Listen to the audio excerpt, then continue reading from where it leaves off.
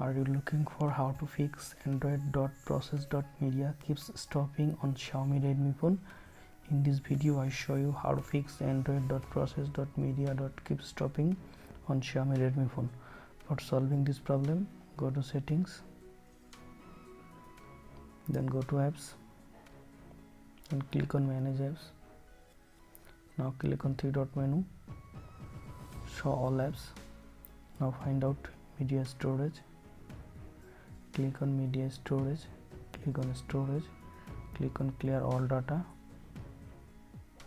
click on OK.